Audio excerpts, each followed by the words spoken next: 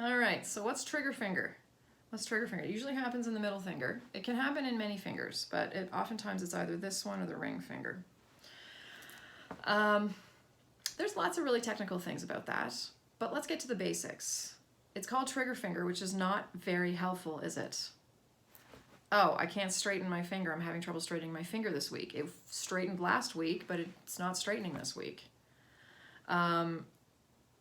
Or it's getting worse and worse and worse and worse and worse, and I just can't seem to, and it's been months, and I better, get on it. Because what's happening is a contracture within your tendon and muscle group, all the way from the tip of your fingers to the other side of the elbow. So when there's a trigger finger happening, it's not just a finger issue. Don't just look at the finger. Don't let your health providers only look at the finger. You have to look at the forearm as well. And why do you think that is? Well, actually, what you've got is, we all know the bicep, right? We all know the bicep, and you can see right here, right? You've got your bicep muscle, but you've also got this tendon right here, okay? That's my bicep tendon that attaches down under my elbow, right? So there's the elbow, there's the upper arm. The bicep attaches at the forearm, right? So what does that have to do with the finger? Well, if that tendon is going to be attaching at the forearm, that's going to help our elbow bend, right? Our forearm muscles are attached at the upper arm bone, at the other side of the elbow. And that's why we can move our elbow. It's because of our muscles, right? The thing about the forearm muscles, there's a few of them, right? The flexor digitorums, okay? And then on the other side, you've got your extensor digitorums. Why are they called digitorums? Because our fingers are called our digits. That's what they call our fingers, is our digits. And so these muscles flex our digits. These muscles extend our digits, okay? When we have really tight forearm muscles, those muscles are not going to be as long and lean as they once were. They're really tight. What does that mean? What does tight muscle mean? It means partial flexion. And what happens when a muscle is in flexion? Flex, release. Flex, release. What happens when it gets caught in partial flexion? It's shorter and thicker, right? It's coiled up. It's coiled up. So what happens when our forearm muscles have been overworked, overflexed, but weren't able to finish their flexion to release again? They're going to get big and thick. That's not the same as muscle development. We can go to the gym and we can grow our muscles. That's different. This is the muscles that are there are stuck in mid-flexion. They're tight. These forearm muscles turn into tendons around here. See my tendons? They're hard to see.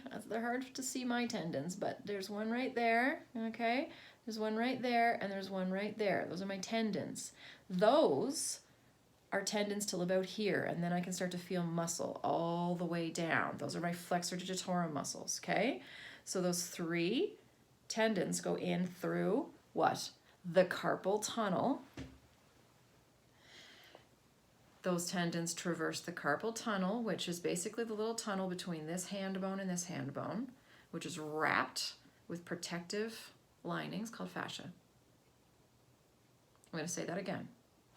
Muscles, tendons, tunnel between the two bones, wrapped by protective layers of fascia. It's just a term. It's like saran wrap. Okay, so those tendons go through that area, up through the hand. Now, if you've got a trigger finger, have you noticed that there's something thicker in there and it's getting thicker and thicker? Right? Right through there.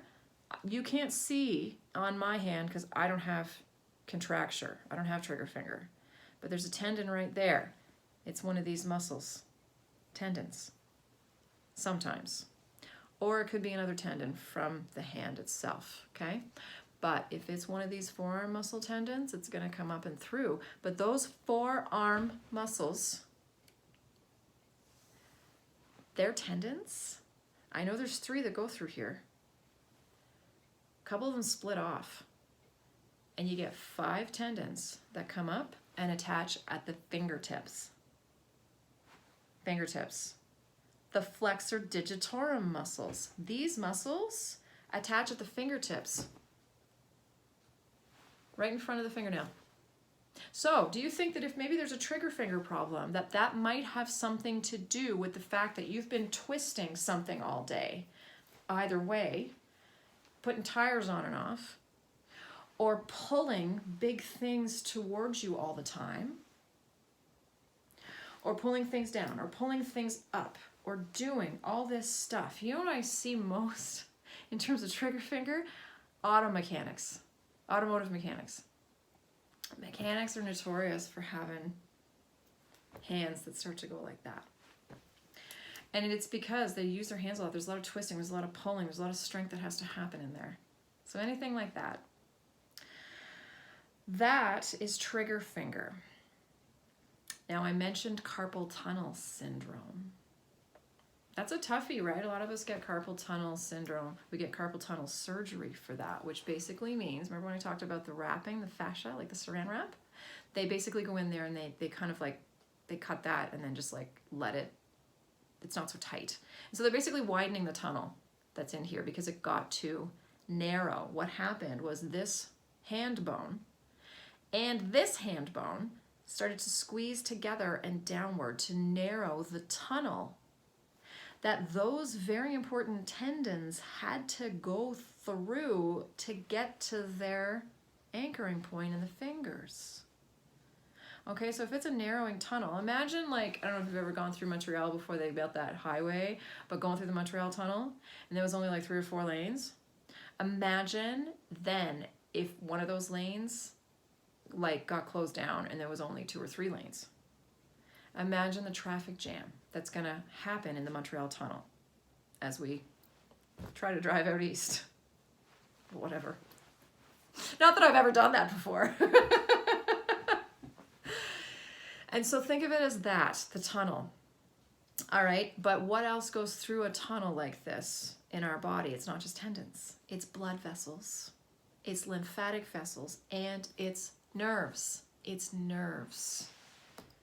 Hence, numbness, nerve pain, zappy feelings, electrical feelings. You just be sitting there and all of a sudden zap right into your middle finger. You're like, ugh. Like, did I just touch something? Like, I just shocked myself. No, it's nerve pain because the nerve is getting pinched off and the body's trying to tell you like, hey, like, pay attention. And so then you kind of like rub and you kind of like, you know, do that and it feels better. But maybe just also, after you've let go of the mouse or the keyboard,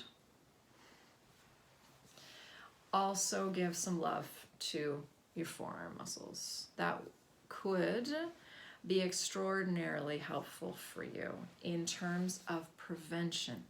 If you're just starting out in a desk job, or if you've been doing a desk job for a while and you're noticing some things in your hands are getting tighter, they're clicking more, you're wanting to click them more, you know, shake them out, sure sign that you probably also want to give some love to these.